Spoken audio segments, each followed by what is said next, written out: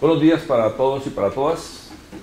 Esta sesión está prevista para orientarla al análisis, evaluación crítica, revisión, los fundamentos, aplicación de lo que se llama como el paradigma neoliberal. La expresión paradigma se forma de las palabras griegas para, que es al lado, que vienen los parafiscales, viene la parahotelería, y neoliberal se entiende en economía como el plantear de nuevo el retorno a la idea del mercado. En economía liberal es el mercado, no es el Partido Liberal de Inglaterra o Colombia o otros países, sino un planteamiento económico que veremos a continuación, que en sustancia sostiene que en la economía la única fuerza que tiene que determinar lo que se hace, lo que se decide, es el mercado, y que ningún plan de desarrollo, en el caso de países nuestros, y ningún Estado colectivista, en el caso de la Unión Soviética, y ninguna propuesta diferente a esta va a ser sostenible y eficiente en la lógica de los que plantean economías de mercado. Una forma de llamarlo también puede ser llamarlo arquetipo. Siempre damos las palabras griegas arge, que significa inicio, y tipo, que es modelo, para decir se produjo tal unanimismo en el mundo, en América Latina, en Colombia, que prácticamente entre 1972, cuando Hayek, el gran economista austríaco, gana el Nobel de Economía, año 73, 76, cuando el gran economista norteamericano Milton Friedman gana el Nobel de Economía, después lo gana el señor Heckman. Otros no ganaron el Nobel, pero por ejemplo el señor Mackinnon de Chicago, el señor Arnold Harberger, constituyen el conjunto de pensadores que han hecho este planteamiento que vamos a desarrollar hoy en detalle. Por supuesto que esa influencia de teóricos hizo que políticos a nivel mundial muy importantes, voy a colocarlos de color azul porque eran conservadores, y a nivel mundial se asocia mucho el partido conservador con los colores azules, y más rojos los demócratas, o sea, demócratas o liberales, o de izquierda. Aquí estarían los señores o señora Margaret Thatcher, primera ministra inglesa, quien leía mucho al señor Hayek, sobre todo una obra del señor Hayek llamada El camino de la servidumbre. Servidumbre significaba para Hayek, y eso plantea su obra, que si hubiera una actividad del Estado que regulara, hiciera una determinación administrativa, política, por vía pública, política, de fijar, por ejemplo, variables como estas: la variable de la tasa de interés, la variable del tipo de cambio, la variable del arancel, la variable de precios. Hay países que fijan por decreto el precio de la leche, el precio de las llantas, las matrículas, es un precio. O que fijara, por ejemplo, algunas licencias, como la licencia de construcción o la licencia ambiental o licencia de importación. Ustedes todos han vivido con la época que se toca hacer licencia ambiental, licencia de construcción, registro mercantil o licencia para una actividad y una actividad económica. El argumento de Hayek, por el cual llama servidumbre, quiere decir que cuando el Estado crea esa cantidad de determinantes, limita la iniciativa del individuo. Hay una parte del libro de Milton Friedman llamado Libertad de Elegir, que se hizo por televisión. Hizo una charla en televisión con su esposa, Rose Friedman, las transcribieron y salió el libro llamado en inglés Freedom to Choose y en español Libertad de Elegir. Dice lo siguiente Friedman: ¿cómo entender, pregunta Friedman en ese libro, que los chinos dentro de China fueran muy pobres, había mucha hambre, moría gente de pobreza dentro de China, y ese chino pasaba el mar de China y llegaba a Filipinas o a Indonesia o a Malasia y era muy exitoso. La respuesta que él da es terrible. Dice, es que dentro de China no podía crear, no podía inventar, no podía innovar. Había persecución religiosa, persecución política, no hay libertad de prensa. La campaña de Mao, llamada La 100 Flores, decía que todo el mundo pinte y escriba y hable. Después, la Revolución Cultural metió presa a toda esta gente. De modo que el argumento dice que debe permitirse la libre acción del mercado. Aparte de Margaret Thatcher, el señor Ronald Reagan en Estados Unidos, el primer ministro Mulroney de Canadá, el señor Helmut Kohl de Alemania, para no decir que en América Latina tuvimos una avalancha de regímenes que planteaban esas ideas. El primero que apareció fue el señor Pinochet de Chile, quien derroca al presidente Allende elegido y le entrega algo de la economía a unos jóvenes que llegaban de Chicago. Le llamaban Chicago Boys y manejaban la economía según lo que planteaba las ideas de Chicago. El señor Videla en Argentina, otro dictador a quien nadie eligió, derroca a la mujer de Perón, María Estela, año 36, Pinochet 73, Videla 76. El señor Menem de Argentina después siguió con ideas de privatización y demás, siendo teóricamente del partido peronista, una cosa contradictoria, pero en Perú el señor Fujimori aplicó las mismas ideas. En Colombia el presidente Gaviria reivindicó que tocaba hacer algunas reformas de esas. En México el presidente Salinas.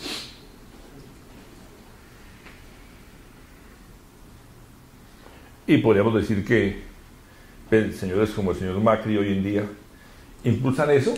Y el sinanimismo, que es muy extraño en economía que haya el sinanimismo en que en una época de tiempo, de la posguerra hasta el 72, todo el mundo cree que el Estado es bueno, que es útil, que es necesario, que distribuye, que regula, que controla, y un día se vuelve mala prensa decir que el Estado sirve.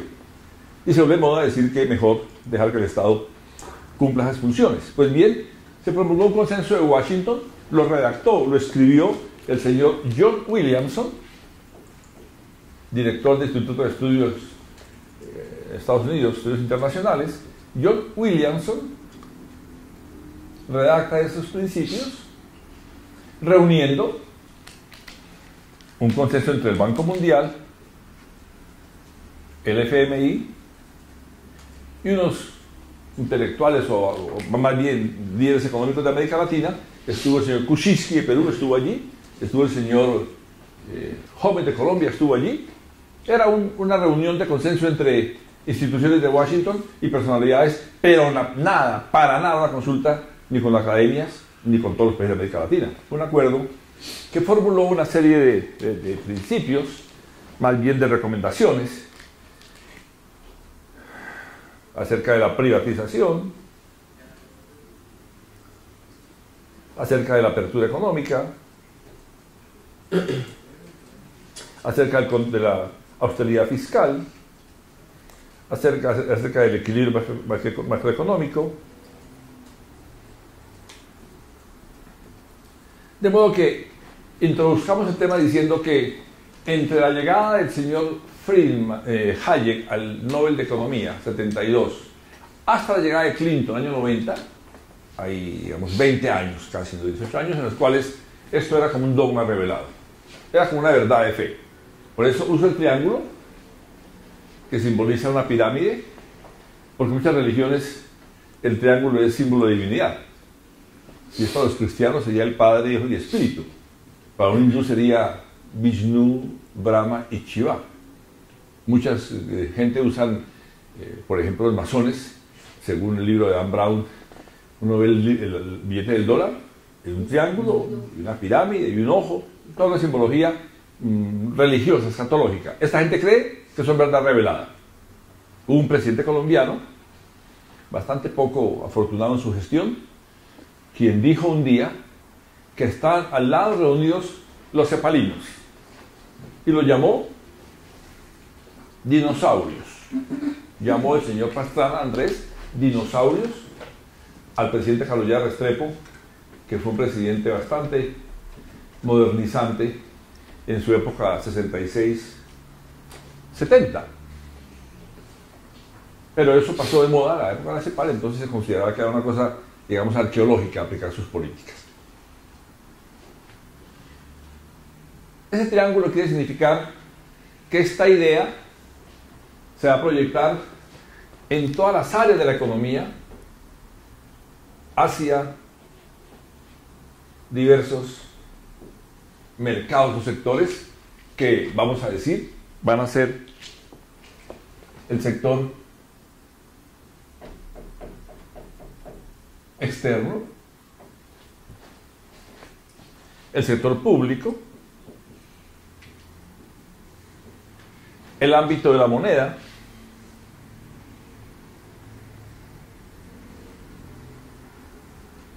el ámbito de las finanzas y la banca, el ámbito laboral.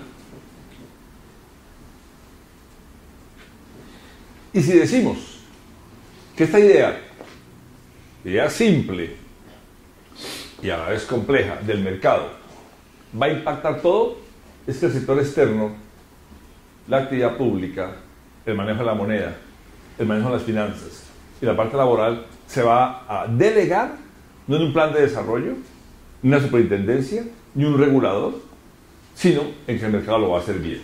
La idea básica de esto está planteada por Friedman en su obra Libertad de elegir, y es coincidente con las ideas de libertad de Hayek, quien dice lo siguiente: el mercado es la fuerza capaz de decirnos en la economía las 5 decisiones que en la economía hay que tomar, y que nadie la hará mejor que el mercado. A saber, primero, la economía debe saber que tiene que decidir qué se produce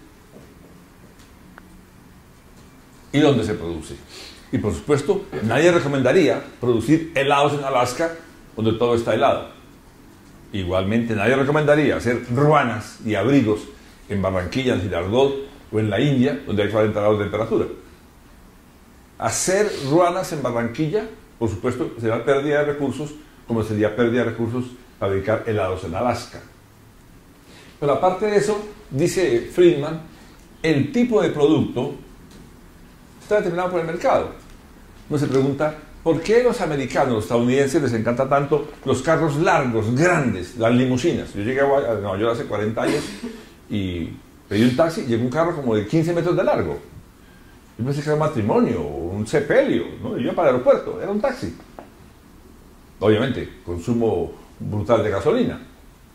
Pero para el norteamericano el carro es muy importante. Mientras más grande sea, mejor.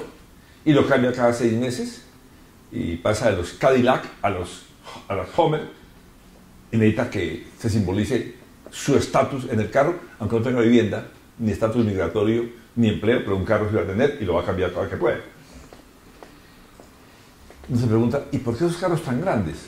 Bueno, es que hay donde parquearlo. Usted puede recorrer, yo he hecho por tierra San Francisco de Los Ángeles, y uno recorre y recorre y no ve nada ni nadie. Son millas y millas y millas de espacio desocupado. Es donde parquear los carros. En Japón no. En Italia no. En París no puede usted parquear así.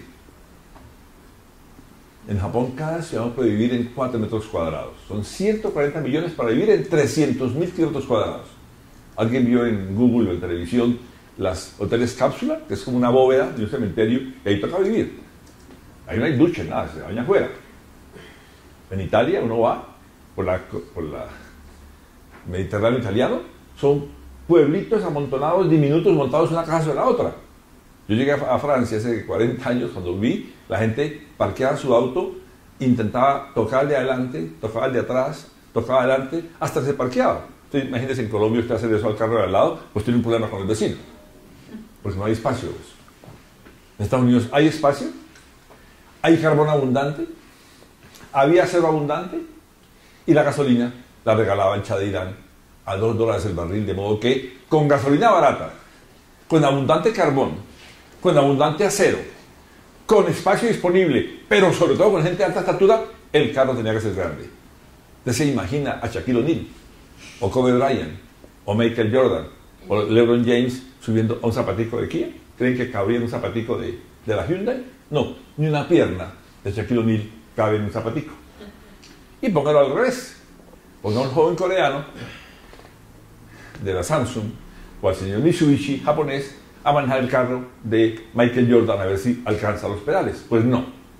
Resumen, el tipo de carro, su tamaño, va a corresponder a factores culturales, a factores del mercado donde se vive. ¿Alguien montaría una venta de churrasco de carne de vaca en la India? Es que es sagrada la vaca. Castells, el gran teórico de la sociedad de Internet, con su obra Network Society, cuenta que la Benetton llegó a Rusia cuando cayó el muro de Berlín a vender los productos y no vendió ni una camiseta. Era muy exótico, la ropa de Benetton era muy apetecida. Es que era camisas color amarillo y el amarillo es el color del luto en Rusia y nadie va a usar camisa de luto si no es que está de luto. ¿Qué quiere decir?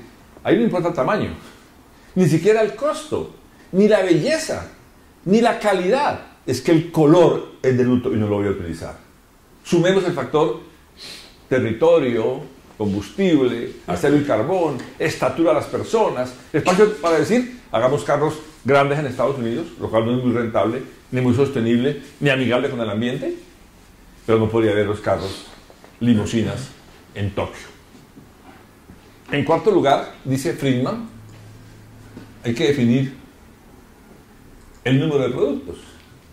Usted se imagina que usted haga unas marimondas o toritos de carnaval en Barranquilla y fabrique 10 para el carnaval, 10 máscaras, o 10 máscaras para carnaval en Venecia en el carnaval. Van a faltar máscaras. Hay una demanda de mucho más que 10. Pero si usted hace en Ráquira 1 millón de ruanas, con toda seguridad no va a poder vender en Boyacá 1 millón de ruanas. Pongámoslo así.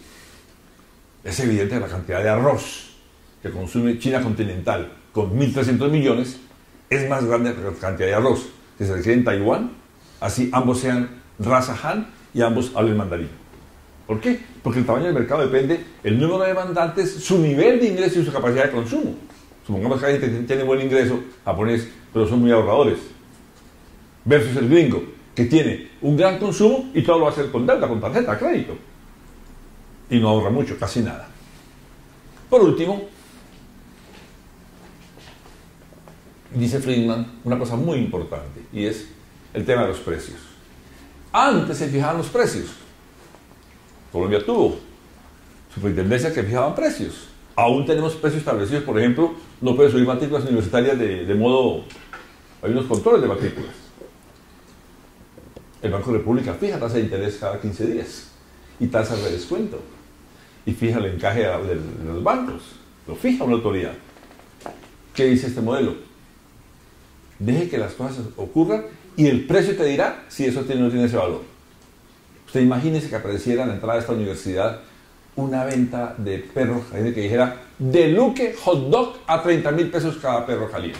Pues tiene salsa costeña, tiene sabores del Caribe, pero muy probablemente al lado alguien monta perro caliente de Lotún y trae de Pereira unos perros calientes y los vende a 10.000 pesos. Es muy probable que si el señor de la costa Caribe que montó los perros de Luque, creyendo que su nombre vende tanto que es que ya es como tener el nombre Benetton o Versace o Armani por llamarse de Luque, muy probablemente el perro de Lotún le quitan parte del mercado porque no vale 30.000 un perro caliente. Esa competencia de precios, dice Friedman, es como un semáforo, una señal de mercado para que la banca, la bolsa, la DIAN, los prestamistas sepan si eso vale tanto. Resumen, si el mercado es la ley fundamental de la economía y a él le corresponde decirnos qué hacemos, dónde lo hacemos, de qué tipo de características, a qué precio y qué número de productos, quien no cumpla con eso va a tener problemas. Que no venda el producto, que pierda con su inversión, que otro le gane. Y esa idea va a proyectarse en un conjunto de ideas. Vamos a decir que el estado de bienestar, welfare state, fue inspirado por las ideas del gran pensador inglés John Maynard Keynes, que influyeron al gran presidente norteamericano Franklin Delano Roosevelt. Y digamos que la CEPAL pues fue ideada por el señor Raúl Prebisch, argentino, quien se dio cuenta que con la Gran Depresión y la Guerra Mundial, toda América Latina expuesta indefensa ante los mercados mundiales. Las ventas de Colombia en café cayeron del 29 al 31 un 75%. Usted podría importar el combustible o pagar la deuda externa. Si se le caen 3/4 partes de las ventas externas, pues no. ¿Con qué divisas iba, por ejemplo, a respaldar la moneda? O a pagar los salarios, a generar empleo. Bien, la idea central de Keynes era la contraria, Friedman diciendo tiene que haber intervención. ¿Por qué intervención? Pues porque tuvimos una crisis, una gran depresión, y si hubo depresión es que el mercado no funciona bien. Hubo una depresión. ¿Alguien duda de eso? Que una depresión que llevó el desempleo norteamericano al 25%, y si hubo depresión, el mercado no funciona bien. Porque si funcionara, no habría habido la depresión.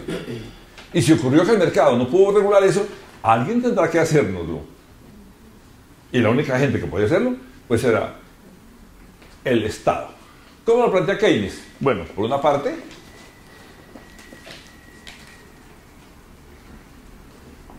establecer un tipo de regulación contraria a esta idea de Friedman. ¿Qué es lo que no le gusta a Friedman de esa idea? Una idea muy curiosa. Friedman dice, si el Estado, por ejemplo, da licencias, pensemos en lo que mencioné hace un momento, licencia de construcción, licencia de importación, licencia ambiental, permiso de cualquier cosa, dice Friedman, en la ventanilla donde se dan permisos hay corrupción. ¿Alguien va a cobrar plata por dar la licencia? ¿Alguien conoce gente que ha tenido el pase sin hacer examen o ha visto el expediente del ministerio subirlo para que el ministro lo firme rápido, o borrar impuestos de la DIAN en la pantalla, o otras cosas más complicadas que esa? ¿Tiene algo de cierto eso, sí o no? O por ejemplo decidir, vamos a impulsar las flores y no la producción de autos. ¿Estás grabando o no? Estaba diciendo, dice Friedman, cuando un Estado decide estimular un sector, esa decisión tiene un sesgo. ¿Por qué decidió vivienda y no decidió textiles? Es que posiblemente quiere elegirse presidente haciendo viviendas. ¿Por qué escogió apoyar el café con un subsidio y no la palma? Es que son un lobby poderoso, ministro amigo, partido político amigo, impacto social del café en Colombia, de modo que hay un subsidio al café que no lo hay para la palma y no lo hay para el arroz. ¿Alguien puede explicarme si es equitativo que tenga un sector subsidio y otro no? Es posible que a nivel social sea necesario. Bueno, no es una teoría de decir o todos se subsidian o ninguno se subsidia. De modo que en la lógica de Keynes podría haber emisión de dinero para hacer gasto público. Y como hemos dicho en el pasado, esa emisión podría ser inclusive sin respaldo, o sea, inorgánica.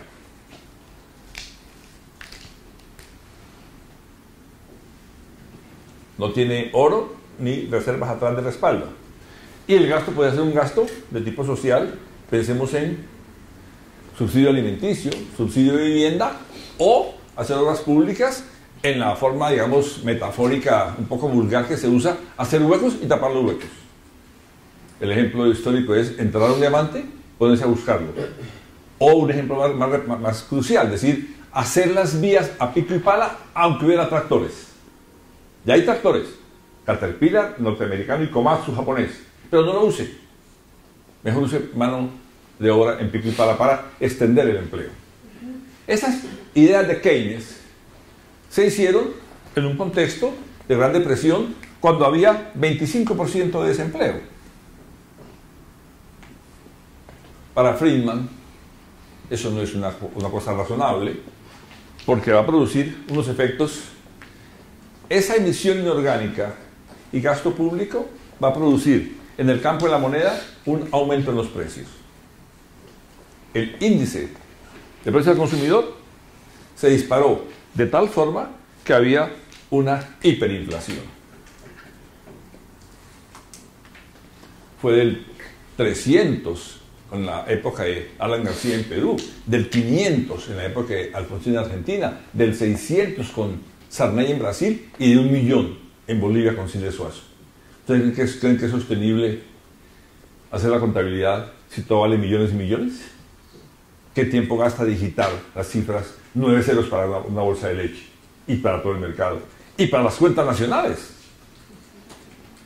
De hecho, muchos países quitaron a su moneda 3 ceros o cambiaron la moneda. Del sol al INTI en Perú y volvió al nuevo sol. Del peso argentino al actual volvió al nuevo peso.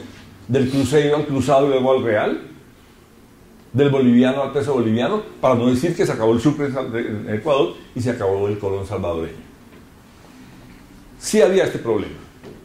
Cuando a mí me preguntan cómo entender esa hegemonía neoliberal, tengo que decir es que había hiperinflación y eso sí es inconveniente, y por esa razón los neoliberales plantearon la teoría llamada monetarista,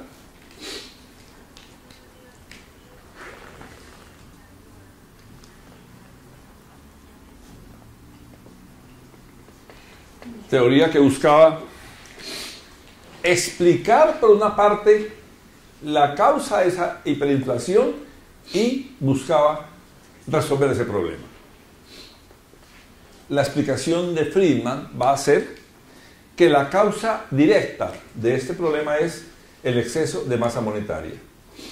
M1 significa medios de pago y recoge la plata en poder del público que está en el bolsillo, que está en el banco. Si un gobierno emite dinero, hay una coyuntura crítica para hacer obras públicas, perfecto. Pero si le queda gustando hacerlo, pues es populista.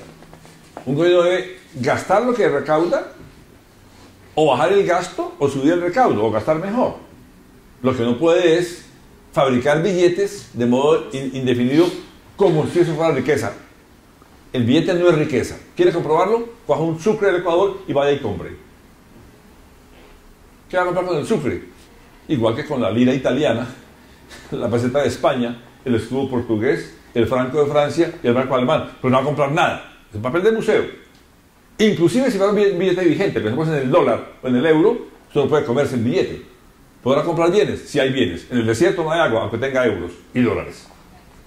Es un símbolo, unidad de medida, medio de pago, depósito de valor, llamaban los teóricos. Con esta teoría de Friedman, hizo su obra famosísima, Historia Monetaria de Estados Unidos. Con esa gana el Nobel de Economía, sosteniendo que la inflación siempre es en todos los casos un fenómeno de origen monetario. ¿Qué es el monetarismo? Es la explicación de la inflación causada por el exceso de masa monetaria y la solución planteada así. Si usted tiene una alta inflación y acepta que la causa es una alta cantidad de moneda, debe concluir con toda razón que usted puede cauterizar la vena rota de esa masa monetaria y producir una baja en los precios. Y sí lo hicieron. Si a Betón le preguntaran ¿por qué este unanimismo?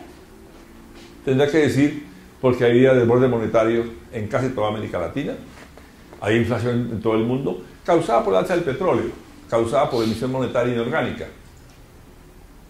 Y si bajó la inflación, ¿cómo? Con una cosa brutal que se llama el shock monetario, que pasa por despedir empleados públicos, achicar la nómina del Estado, vender empresas que dan pérdidas, quitar subsidios, pero sobre todo subir la tasa de interés. Subir la tasa de interés. Mucha gente no es consciente de eso, mucha gente no lo conoce bien, pero Colombia tuvo tasa de interés años 90, en la década el promedio fue 60%. Hoy la Argentina es de 60% la tasa de interés.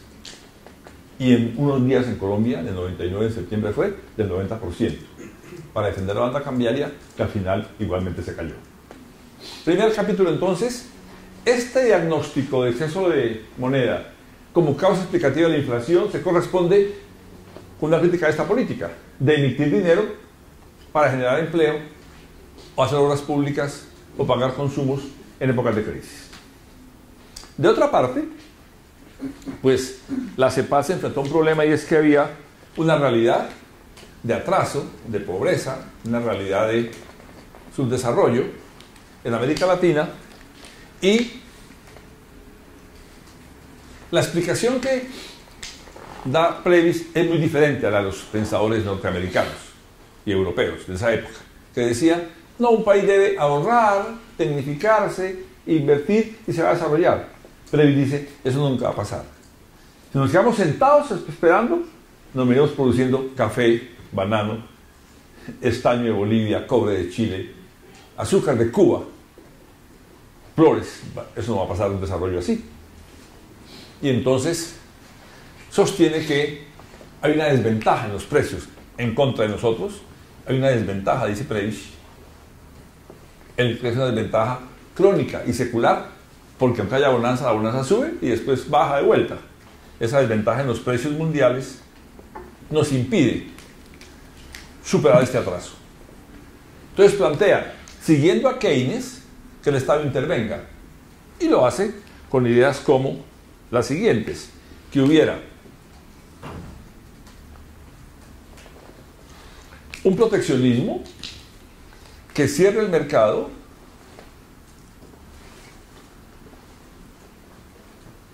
e impida la entrada de productos externos para proteger una industria nacional. Previs pensaba que un país debería pasar de producir bienes de consumo no duradero, tabaco, alcohol, porcelana, vestuario, calzado, textiles, a producir bienes de consumo duradero, electrodomésticos, neveras, radios, y buscar llegar a producir maquinaria, bienes de capital. Brasil lo hizo, produjo aviones Embraer, produjo tanques. Argentina produjo motores de carro, también México. Colombia no produjo motor de carro. Colombia ensamblaba el carro Mazda con motor traído de Japón.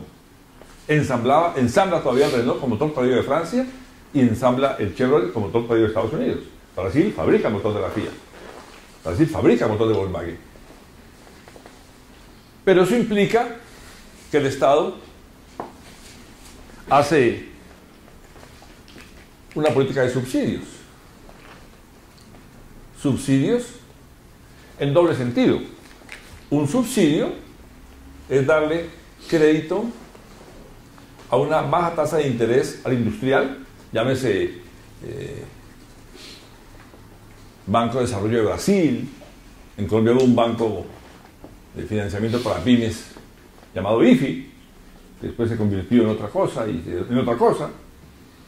Pero es la idea de darle un crédito al industrial incipiente a una tasa menor que la del banco, ¿verdad? ¿Qué va a decir Friedman? Eso es perverso porque crea una distorsión y hace que alguien vaya y busque plata del gobierno, del Banco Central, de este fondo, para hacer cosas lujosas, comprar camperos o casar a la hija. En Colombia hubo ley cuarta y ley quinta para la agricultura del Banco de República y el desarrollo no fue mucho. ¿Por qué? Había desviaciones hacia otros usos de esa plata. La crítica de Friedman al subsidio es muy dura. Dice, el subsidio es antidemocrático. Una mujer neoliberal llamada Ann Kruger, subgerente del FMI, seguidora de Friedman y de ellos, primera mujer presidente de la Sociedad Americana de Economistas, dice lo siguiente: que el gobierno gringo le dé subsidio a los agricultores gringos como lo hace, y lo hacen todos, y lo suben inclusive, es antidemocrático. Porque traslada fondos del impuesto de la ciudadanía a una minoría pequeñísima de agricultores que es el 2% del país. Eso es antidemocrático, dice Anna Kruger, una conservadora. No está muy equivocada, pienso yo. Además de eso, afecta a otros países que no pueden subsidiar a ese nivel. Como dice el joven Carlos Romero, dice el señor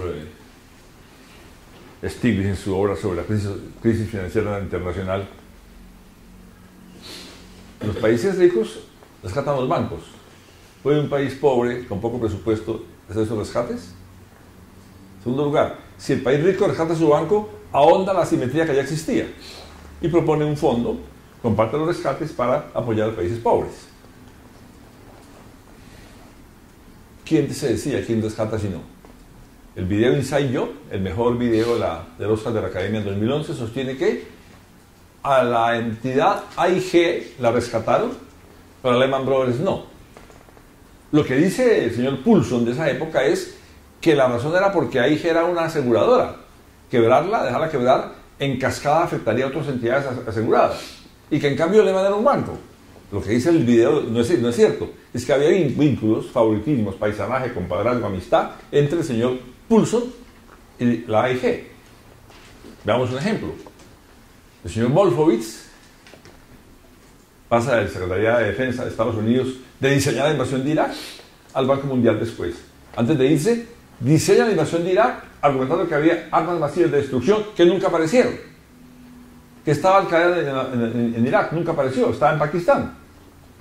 Sin embargo, le entrega un contrato a la firma Halliburton de 70.000 millones para reconstruir Irak antes de destruirla. Yo voy a bombardear el Palacio de Hussein y de Qusay, tú lo reconstruyes. ¿Quién lo va a hacer? Halliburton. ¿De quién es? Del señor Dick Cheney, que era quién? Vicepresidente de la República. Vean toda la película Vice, que está en cartelera, mostrando cómo se le entregó plata pública con privilegio a un grupo económico. ¿Por qué? ¿Por competencia, concurso de méritos? ¿Examen de proyecto? ¿O porque era la empresa del vicepresidente? Ese sesgo que denuncia Friedman puede no ser tan falso, que sí ocurre cuando hay una política de entregar subsidios, o lo que hacía CEPAL, que era escoger un sector líder. Entonces, escogemos un sector líder, algunos llaman a eso sector locomotora, y decido que voy a hacer vivienda. Argumento, bueno, usa ladrillo, carbón, cemento, porcelana, que es nacional, no implica divisas, no se importa eso, se hace en el país, usa mucho empleo y no calificado, de modo que puede ser un buen sector de liderazgo, sí, pero dejó de quebrar conciencias. Se hace innovación tecnológica en un país dedicado a hacer ladrillo o se dedica al carbón, que no tiene futuro, y no hace la producción de software necesario o de producción de tecnologías nuevas. Esa decisión, dice Friedman, si la hace el Estado, puede estar sesgada por los favoritismos, el compadrazgo, los paisanajes, el lobby, el poder político, y no por la eficiencia. Debería triunfar el que sea eficiente y el que no, que se quiebre. Se llama eso darwinismo económico o darwinismo social, siguiendo a Charles Darwin. Pero hay que decirlo, aún después de Reagan, aún después de Thatcher y de todos ellos, las metrópolis que nos vendieron esta idea siguen subsidiando masivamente sectores privilegiados. Pasemos un poco al tema del Estado, para decir que en ese sector público, pues había una situación de principio jurídico antiguo planteado por los pensadores famosos, Montesquieu, Rousseau, Maquiavelo, por todos ellos diciendo, mire, el Estado tiene que hacer solamente dos cosas. Un Estado debe ser un Estado gendarme. Se llama gendarme porque en francés la gendarmerie es la policía. Un Estado gendarme, en esa lógica, haría solamente dos cosas. Esta y esta. La primera, asegurar la justicia interna, que no nos matemos entre nosotros. Entre los guayú, pues hay una justicia del palabrero, ¿verdad? Orden interno. Y la segunda, la defensa exterior. Nada más que eso tendría que hacer el Estado. Y entonces, eso implica creer en que puede haber un Estado llamado Estado mínimo. Uno puede compartir o no esa idea.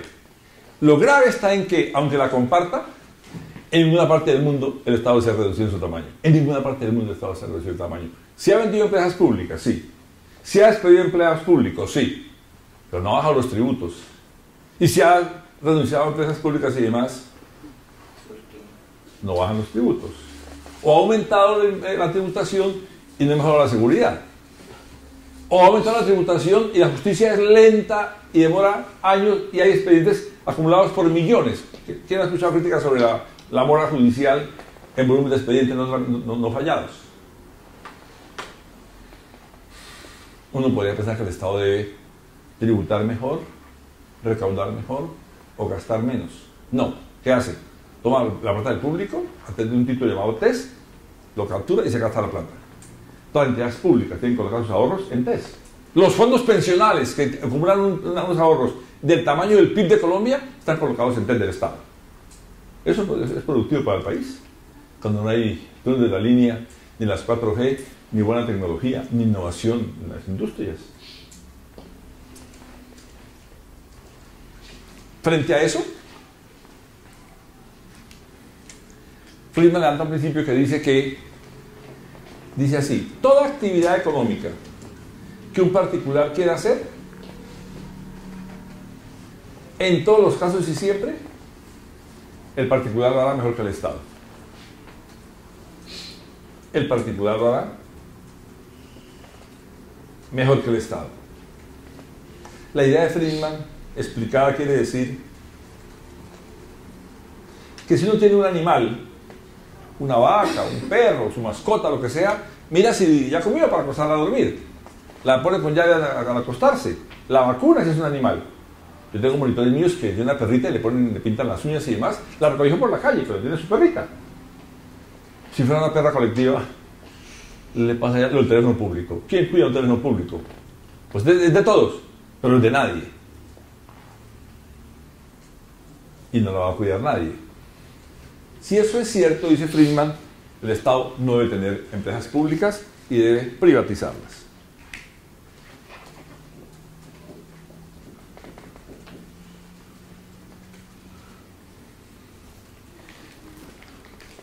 El Estado tuvo empresas públicas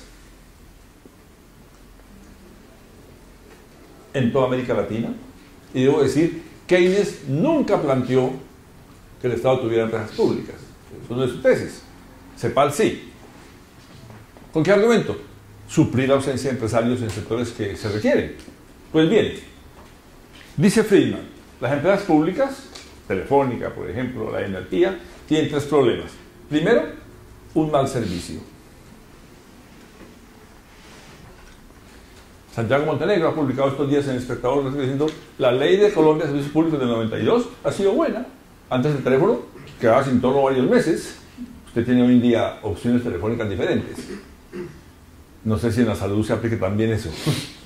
Si ha mejorado la atención en salud con citas no tan lejanas, que algo más que ibuprofeno no le niegan exámenes a los pacientes. En segundo lugar, dice Friedman, estas empresas, aparte del mal servicio, usualmente tenían pérdidas y daban déficit. Un buen estudio de caso sería preguntarse por qué razón el Cerrejón, Carbón en Colombia, o Cerro Matoso del níquel, u otras empresas de América Latina, de energéticas y demás, daban pérdidas cuando eran públicas. Se privatizan y dan utilidades. Conclusión, el Estado no sirve. Es que el político le nombraba funcionarios innecesarios a la empresa pública, a la licorera, a la lotería, o gente que no sabía hacer la función, o se robaba los recursos. ¿Quién no vio quebrar licoreras? ¿Quién no vio crear hospitales por robo de implementos o por nombrar gente innecesaria o gente no calificada para hacerlo? Y por último, dice Friedman, aparte del mal servicio, aparte de la situación de déficit, es el hecho de la corrupción, y es que todos sabemos cómo los políticos en todas partes se encargan de volver clientela, la nómina de esas empresas. Las preguntas son: ¿es cierto, sí o no, que la condición para que haya eficiencia es que el dueño esté al tanto de ese producto y lo cuide? La empresa de Medellín EPM prestaba telefonía, prestaba acueducto, recogía basuras, tiene relaciones bastante eficiente, rentable, hasta Hidroituango. Ya con el Hidroituango hay que replantearlo, pero ¿qué ocurrió? Tercerizó a uno, ese tercerizó a otro, y el tercer subcontratado fue el que hizo la obra, sin estudio geológico del suelo. Pues tenemos lo que tenemos, es que se hace un minuto del cuarto de máquinas. Pero esta discusión es muy delicada. Es muy delicada porque nos lleva a una pregunta. Voy a hacerla y queda para que ustedes, cada quien en su respectivo ámbito, la analicen. Tener la energía debe ser una propiedad del Estado o puede prestarlo un público, un particular. Y el Estado regule que llegue a todas las comunidades de esa buena calidad. Los que han vivido la experiencia en la costa de Electricaribe y de eso saben cómo es. 2. El tema de servicios públicos. ¿Debe el Estado proveer el agua? ¿O asegurar que alguien la provea con buena calidad? ¿Recoger las basuras? ¿Es un papel del Estado recoger las basuras? Vean ejemplos. En América Latina había aerolíneas que eran del gobierno. Viasa en Venezuela, Satena en Colombia. Había, obviamente, temas de educación pública con grandes problemas, pero había también hoteles que eran del gobierno, los ferrocarriles y los puertos. Les pregunto, ¿tienen que ser públicos los puertos? Ah, por soberanía. ¿Los ferrocarriles tienen que ser públicos? ¿O puede empezar un particular? Esa discusión está bien. Entremos al tema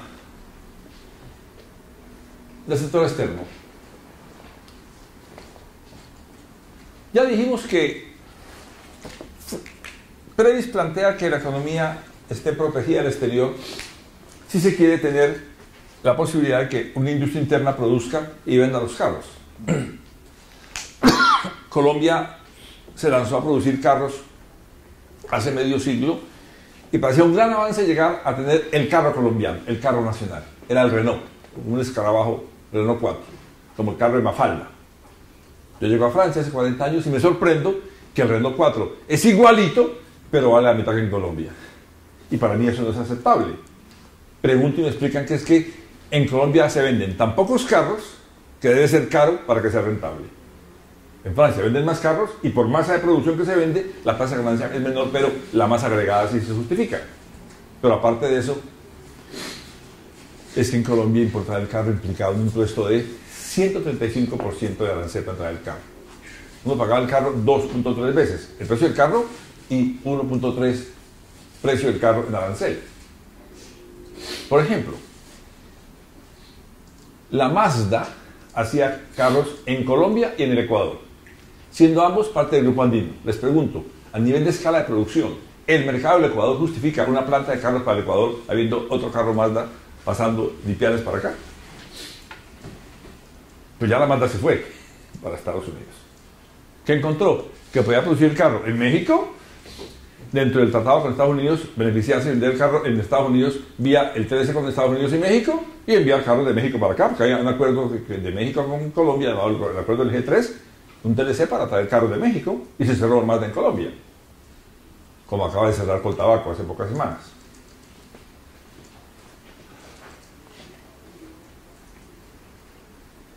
La propuesta de Friedman es que no sea con proteccionismo, sino que sea con libre comercio.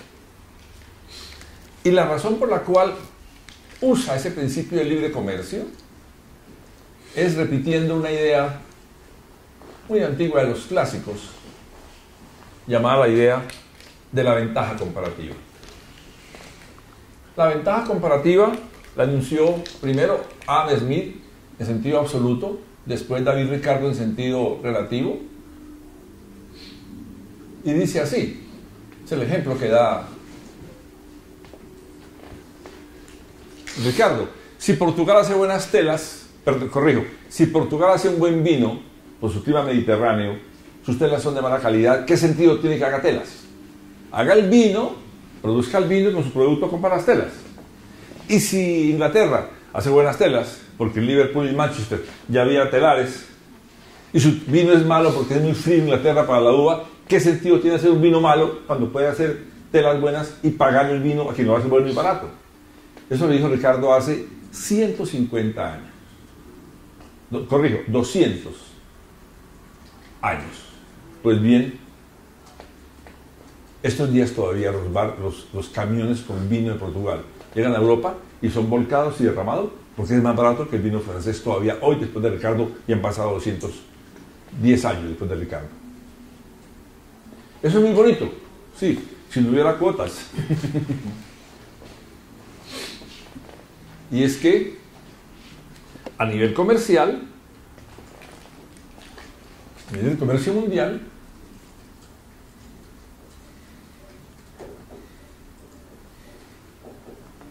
uno puede mirar y encontrar que hay formas como la cuota.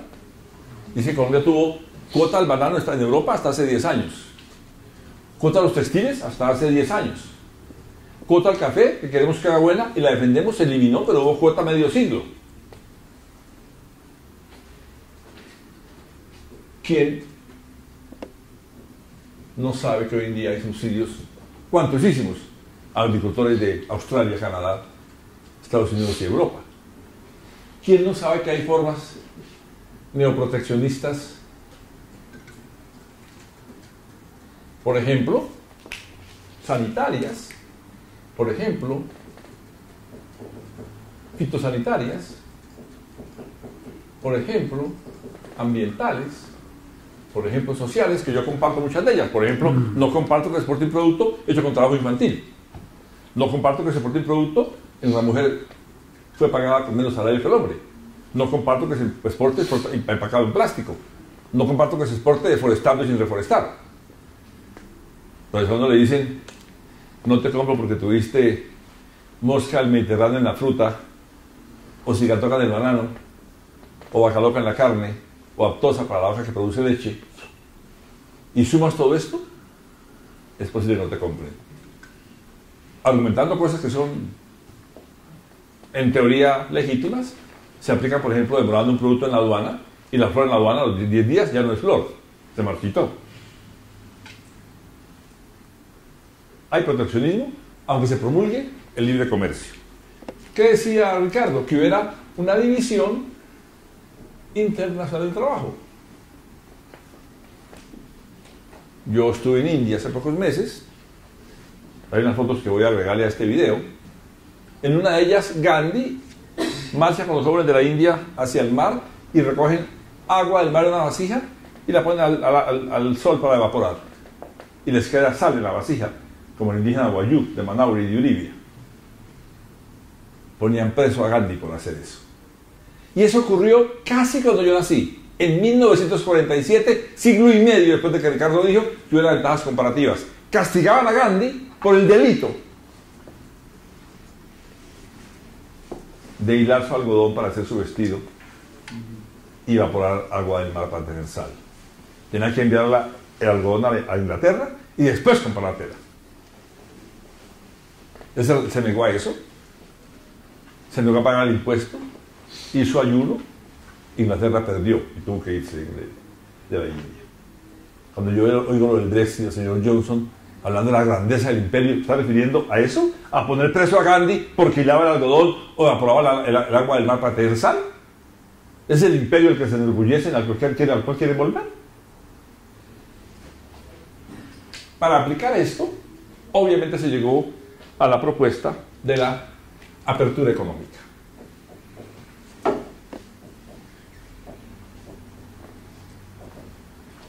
La cual valdría para diferentes áreas, a saber, apertura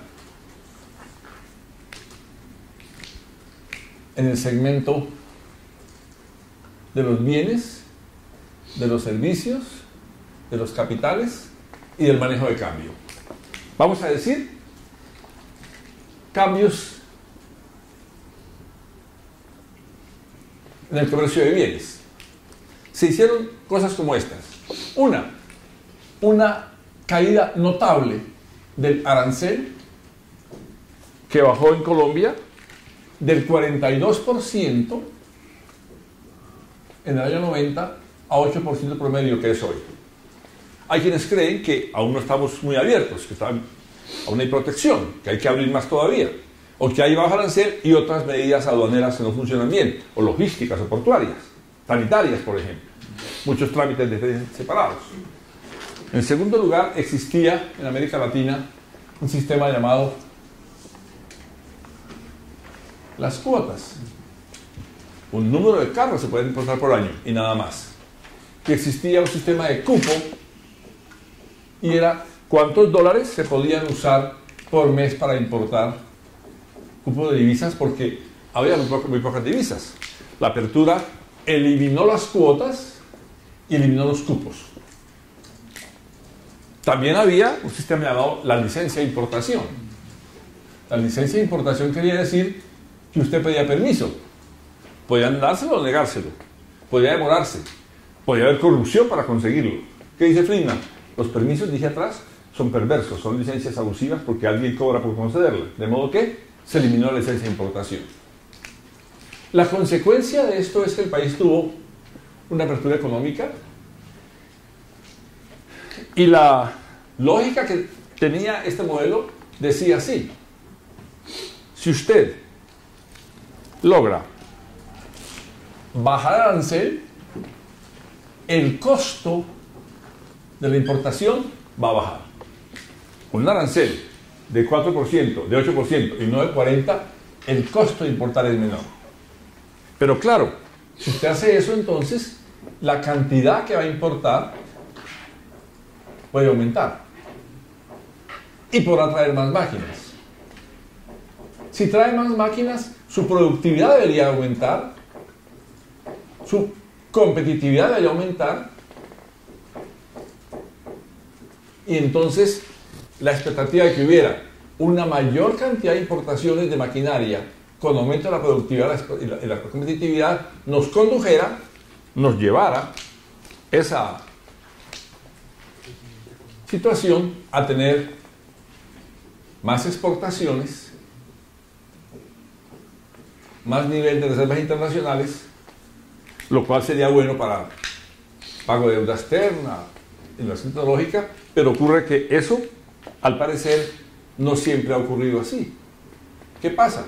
Hay un grave problema logístico, de infraestructura, y tenemos un país que no ha hecho en un siglo un túnel de la línea para comunicar Ibagué, Cajamarca y llegar a Buenaventura, del cual se habló desde hace un siglo. Con las 4G, todas bloqueadas por corrupción con Odebrecht, para no decir que ha habido un asesinato del tren hace un siglo, cuando el mundo usa tren. Yo he montado en el Shinkansen de Japón, yo he montado en el TGV de Francia, yo he montado en el AVE de España y he montado en el Pendolino de Italia a 350 km por hora. En Colombia el tren de la Sabana va a comer bajada con el domingo a Sopó y va a 20 por hora. Nuestro tren de la Sabana es el único que sobrevive. Y el que sí funciona lleva carbón de la Jagua Ibirico y de la Loma Cesar hasta Santa Marta en polvillo sobre cintas. Cuando la brisa fuerte tira ese polvillo al mar para que los pescados se afecten. Y eso en zona turística junto a los hoteles, habiendo una vía alterna para llegar al puerto. ¿Quién lo hizo? No sé, un genio que diseñó exportación de carbón en polvillo a cielo abierto por la playa entre los hoteles turísticos. Francamente deplorable. En el campo de los capitales ocurre que en el periodo cepalino había estas condiciones. Primera cosa, había unos sectores prohibidos para la inversión extranjera directa. No podía haber inversión extranjera directa ni en los servicios públicos, ni en las basuras, ni en la energía. Después llegó Endesa, después llegó Codensa, después llegaron a recoger la basura los de Aguas de España y Aguas de Cataluña y Ciudad Limpia con argentinos y demás. Antes lo hacían los escobitas de la EDI, solo parte del Estado. No era muy bueno, parece. Segundo lugar, no podía haber capitales extranjeros en la banca. El presidente Alberto Kelsen la nacionalizó y sacó los bancos extranjeros. Volvieron con la apertura económica. La inversión extranjera requería un permiso de ingreso y tenía un tope a la remesa de utilidades. La apertura económica quitó esta prohibición quitó esta prohibición, quitó este permiso y permitió el libre envío de remesas a la metrópoli por parte de la filial de una multinacional. ¿Qué ha ocurrido? Estamos con un efecto clarísimo de reprimarización, una economía que ha vuelto a depender de bienes agrícolas como flores, banano, café, minerales como níquel, carbón, en esencia como el petróleo, al tiempo que cierra industrias y que el mundo no camina hacia el carbón y hacia el petróleo. A nivel de los servicios, se llama servicios el tema de propiedad intelectual. Entonces vamos a tener el caso de que con la apertura económica se fortalece el tema de propiedad intelectual y de patentes en películas, en videos, en música y en libros.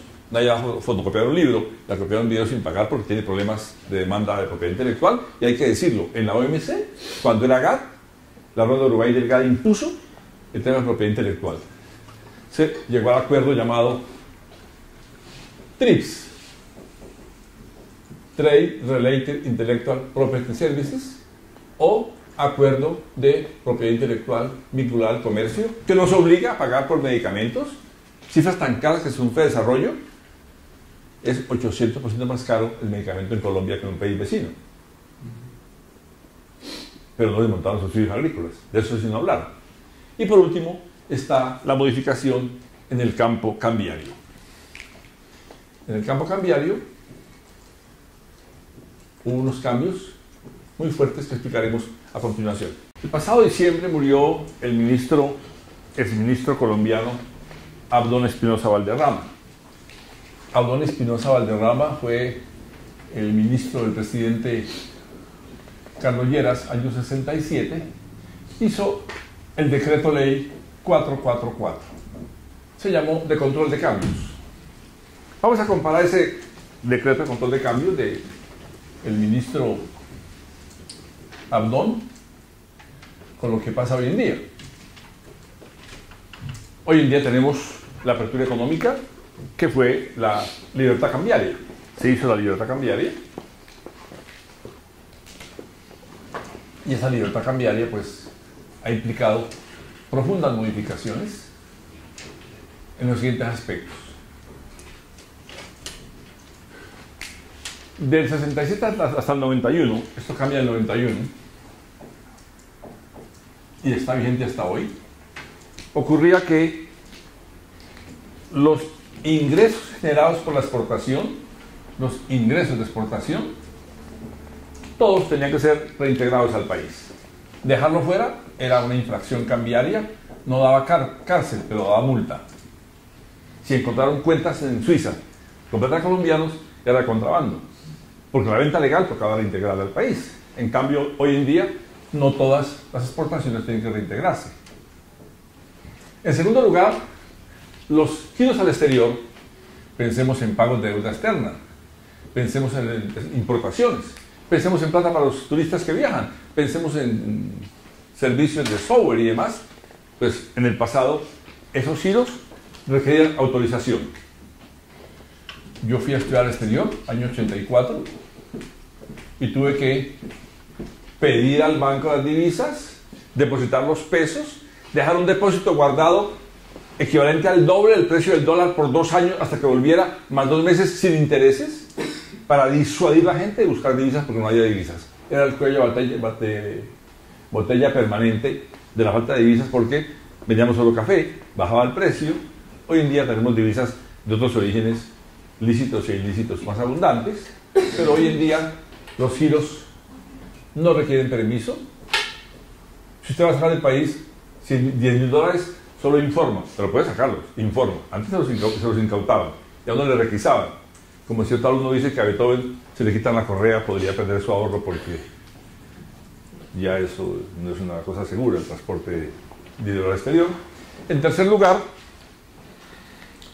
tener cuentas en el exterior estaba prohibido en el régimen cambiario anterior, está permitido hoy en día. En el pasado estaba prohibido, algunos lo tenían, o lo teníamos para pagos internacionales, Hoy en día están autorizadas.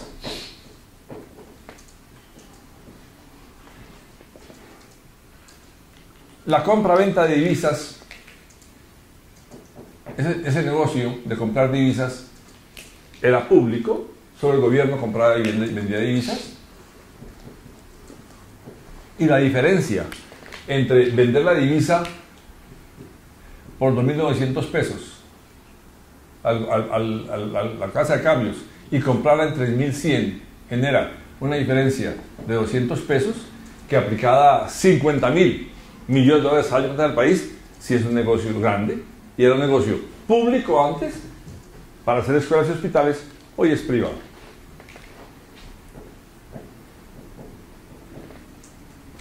Y por último decimos que el tipo de cambio, primero, era administrado, el gobierno fijaba el tipo de cambio cada día, informaba al gobierno el tipo de cambio. Hoy es la tasa del mercado representativa.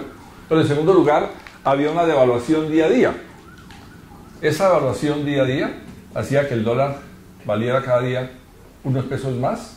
Se llamaba eso en inglés crawling peg o mini devaluaciones.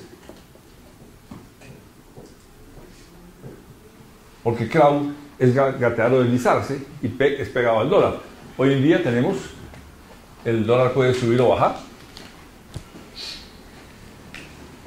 Y digamos que cuando cayó el régimen de Gallardón Espinosa se creó una banda cambiaria, que era un pasillo así de flotación. Dense cuenta que si hay un piso inclinado, esta inclinación significa que se supone que va a haber devaluación, porque el piso va a subir igual del techo, pero ha habido devaluación, por lo cual la banda se cayó. Igual hay que decirlo, la banda cuando existió funcionaba así. Subía el tipo de cambio al techo, efecto murciélago, y el Banco de la República vendía divisas para aplacar esa especulación. La bajaba y si estaba muy bajita, entonces el Banco de la República compraba divisas. Lo ha hecho hasta hace un mes. O subía o bajaba. Al final, año 99, esa banda se eliminó y tenemos flotación libre con intervención. Si vamos al tema financiero, vamos a encontrar lo siguiente. En el tema financiero, los teóricos neoliberales plantean que existía en América Latina una tasa de interés negativa. Negativa se llama en economía a la tasa cuando está por debajo de la inflación. Si es menor que el IPC, que este IPC quiere decir que yo no ahorro, consumo. Nadie va a ahorrar plata en un banco con tasa del 10 si está 15% el aumento de los mercados, bienes y servicios. Mejor consumo hoy. Pues la gente dejaba plata en la casa, en la almohada, bajo la cama, en el patio, en una olla de barro en el jardín. Propuesta neoliberal. Hay que sincerar eso y proponer una política de libertad financiera. Postulada de esta forma. Si supusiéramos dos estudiantes, un estudiante costeño y uno de Pereira se encuentran subiendo al salón de clase y el costeño, como es típico del costeño, le dice al de Pereira: hola, mira, hay un concierto de Silvestre Dangond ahora, esta noche, vamos.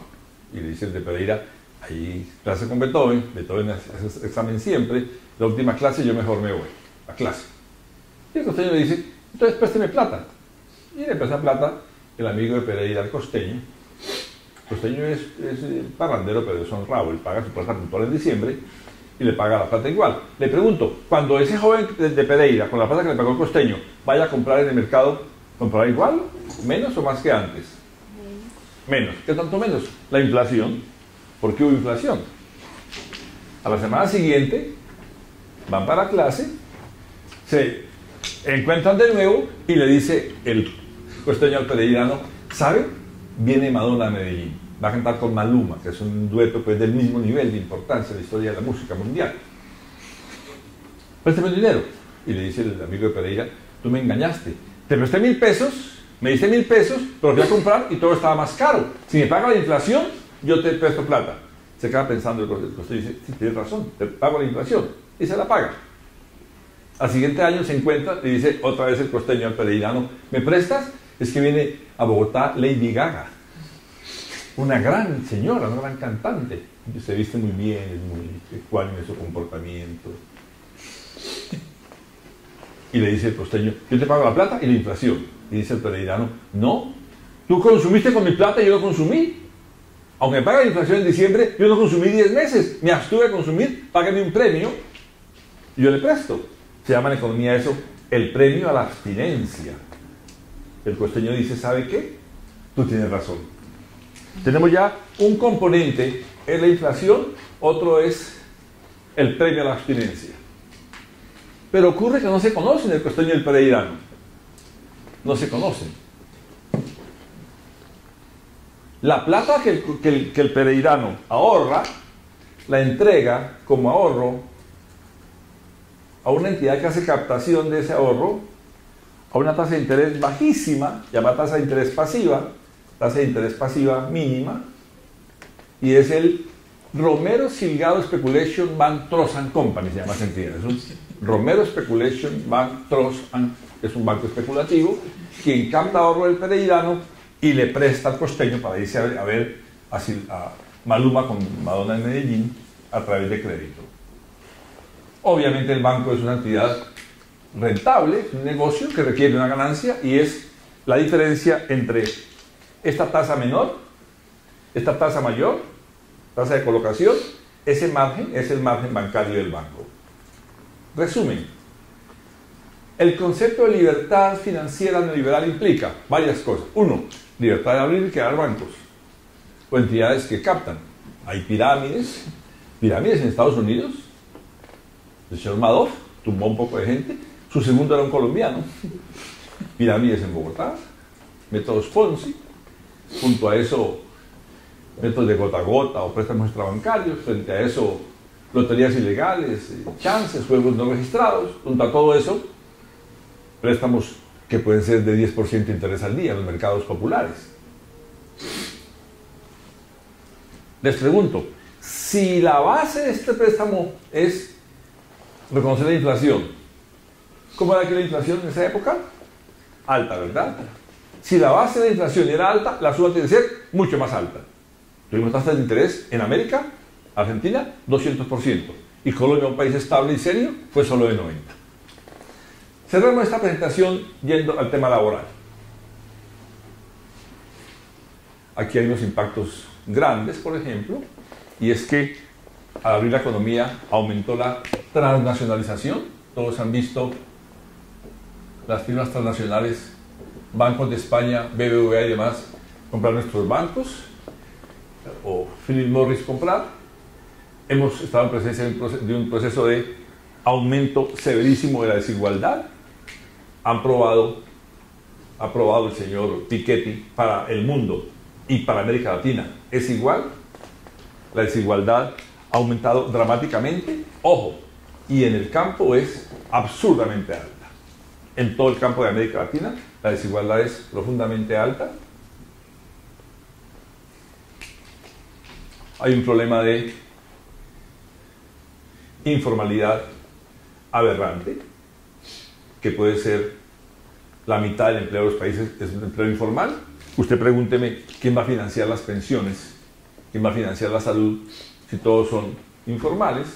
Entonces la seguridad social está quebrada en todas partes. Y uno escucha gente diciendo, contráteme, pero no me saque el Sisbén, déjeme en el régimen subsidiado para no pagar la salud. ¿Qué pasa en el campo laboral? Ocurre que lo que había en el régimen de Keynes, CEPAL, es lo que se llama con el sistema fordista. En el régimen fordista, pues, había un galpón productivo, una línea de producción llamada línea de montaje, hay como un riel de ferrocarril y se monta encima del chasis del carro. Una grúa lo va empujando, se le agrega encima el motor y más adelante se empuja y le agregan la caja de cambios y las llantas, los cojines y los bombillos, y allá al kilómetro sale el carro y va un carro atrás y otro y otro y otro. Hemos mostrado otros momentos que hay un día una cadena de valor donde cada parte del producto se hace en un país diferente. Pues bien, ¿qué ocurre? Que según Friedman y sobre todo Heckman, eso se hacía con un régimen laboral muy rígido, muy rígido. Hay una rigidez laboral, dice Heckman, Porque los sindicatos defienden el mantenimiento de unos derechos que han conseguido en mucho tiempo de lucha, que producen el efecto de que haya en 3 campos esa rigidez. Una rigidez conocida como la rigidez de contratación. Esa rigidez de contratación se explica en que nos enseñaron y aprendimos que hay que buscar la estabilidad. Todos queremos la estabilidad. Yo quiero estabilidad. Tengo estabilidad por fortuna. Otros no. ¿Qué dice Friedman? Eso no es recomendable. Por 2 razones. En la agricultura hay cosechas. Dura 2 meses la cosecha de café, 3 la de palma, 2 la de mango. No me pida que le pague 12 meses si dura la cosecha. Cambie de cosecha. O sea, que sea un trabajador flexible, que cambie de una cosecha a la otra, que haya flexibilización laboral, y para eso, por supuesto, hay que permitir el libre despido, o sea, que usted sea removible, no porque violó nada, ni incumplió nada, ni le pegó a nadie, ni se robó nada, es que se acabó la cosecha. Y dice Friedman, aparte de eso, pues hay, obviamente, los ciclos económicos. ¿Quién no acepta que en diciembre la gente consume más porque hay una prima, un 13º mes, un pago adicional, y la gente en Santa Marta coloca las muñecas en la carrera quinta y compra y demás? En febrero no. ¿Quién no es estudiantes que trabajan en diciembre en comercios para ganarse para su matrícula? Ya hoy en día están planteando trabajo por horas y pago por horas para el que quiere estudiar y trabajar por horas. En segundo lugar, dice Hegman, hay una rigidez referida a la rigidez en la remuneración. Ocurre que en el régimen fordista y el régimen toyotista, las empresas tenían una nómina o escalafón. En una nómina usted encontraba fácilmente lo siguiente, que había una planilla que incluía las funciones: ingeniero de producción, condiciones, maestría, antigüedad, 20 años, función, jefe de la planta, horario, 8 horas. Les pregunto, si 2 personas fueran ingeniero de producción, ambos con maestría, ambos con antigüedad de 20 años, misma planta, misma función, ¿andarían igual o diferente? Andarían igual. Pregunta Friedman, ¿y producen igual? ¿O hay alguno de ellos que tiene más motivación porque le han dado un préstamo de vivienda para su familia o le han financiado un curso de estudio a sus hijos y otro no? Yo he tenido la fortuna que la Nacional me financió mi doctorado y el externado me apoyó la maestría y el postdoctorado actual. ¿Tendré un vínculo de lealtad con la entidad que me ayuda para estudiar? Aparte del salario. Por eso plantean Hegman y ellos, es necesario que haya un pago que sea flexible y que dependa de la productividad. La gente ganará diferente según lo que produzca. Por ejemplo, si vende enciclopedias, según la cantidad que venda de enciclopedias. Y por último, plantea Hegman, hay una rigidez que es la rigidez presente en las funciones de la empresa, las funciones productivas. El diagnóstico que hacen Friedman y Hegman, dice que el régimen fordista, ese régimen cepalino y de estado de bienestar, tenía una tendencia a la especialización. Cada trabajador sabía hacer una sola función. Pensemos en que fuera electricista, uno, y fuera mecánico, el otro. Pues bien, hay colegios en donde un niño llega y al segundo año le dicen, escoja rama, industrial, comercial o académica. Y en 4 años le dicen, escoja, si es la rama industrial, la modalidad mecánica o eléctrica. Si es académica, humanidades o ciencias. Si es comercial, contabilidad o mercadeo. Y se gradúa de eso, de electricista. Pregunta Friedman, si se daña el teléfono celular o el computador, ¿usted puede defenderlo solo con parte eléctrica o necesita hacer parte mecánica? Propuesta, el trabajador debe ser flexible, o sea, polivalente. Quiere decir que vaya a prestar la función que la empresa necesite. Puede pasar de ventas a pintura. En el régimen anterior eso era imposible. Esa polivalencia flexible que dice Friedman, porque un sindicato negoció con la empresa un convenio que dice el trabajador no puede ser removido de su cargo sin su consentimiento. Hubo un caso en Medellín con la empresa Renault de autos y es que se dañó la grúa. Se dio el operario sin grúa. Trajeron una grúa alquilada y la empresa le dijo al trabajador, usted quedó sin grúa, vaya a pintura. Y él dijo, no, yo soy gruista y solo hago grúa. Le pagaron sin trabajar, por supuesto. Luego se acabó el sindicato. ¿Por qué razón? Porque hay una recomposición tecnológica. Digamos que hay unos efectos políticos de esto muy severos, y es que encontramos la emergencia de gobiernos como Lula y Dilma, Lagos en Chile y Bachelet. Encontramos el periodo de Kirchner y Fernández. Encontramos el caso de Evo, el caso de Correa, el caso de Chávez, el caso de Ortega, el caso del Farabundo Martí en Salvador. Todos ellos, esos gobiernos, no voy a juzgar la racionalidad de sus políticas, está en cuestión. Voy a decir que todos han levantado como bandera una crítica a ese paradigma, contra el consenso de Washington. Y a nivel mundial hay que decir, el ascenso de China, expresado en la creación del Banco de los BRICS, junto con Rusia, India, Brasil y Sudáfrica, con la creación del Banco Asiático de Inversión en Infraestructura, donde están inclusive Italia, Francia, Alemania e Inglaterra, aliados de Estados Unidos, pero son parte del Banco de China, la creación del Grupo de Cooperación de Shanghái de Energía, y hoy en día la campaña de One Belt, One Road, un cinturón y una ruta conocida como la Ruta de la Seda, está mostrando que hay una recomposición mundial de la economía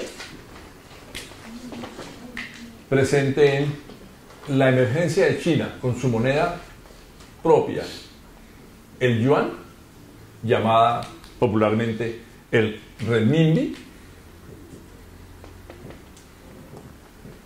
la cual ya ha ingresado a la cesta de monedas con la cual se calcula el DEC, que es la moneda del FMI, como un reconocimiento a la posición de China hoy en el mundo. Un reciente conflicto entre China y Trump por el tema de Huawei. Trump puso aranceles al aluminio al acero de China, prohibió vender componentes a Huawei, acaba de levantar la sanción diciendo se le puede vender. ¿Por qué? Porque China vendió bonos americanos que tenía guardados y anunció que no enviaría las tierras raras para la NASA, por lo cual se complicaría a Estados Unidos. Digamos además que ha habido más pedidos de burbujas que antes, que ha habido más pedidos de ciclos económicos y que ha habido una gravísima caída de gobernanza. Uno podría preguntarse qué es más estable, la Guerra Fría, Rusia, Estados Unidos, o hoy el mundo con el Estado Islámico, los atentados terroristas y la precaria condición de trabajo en el mundo unido al grave aumento de la desigualdad. Muchas gracias.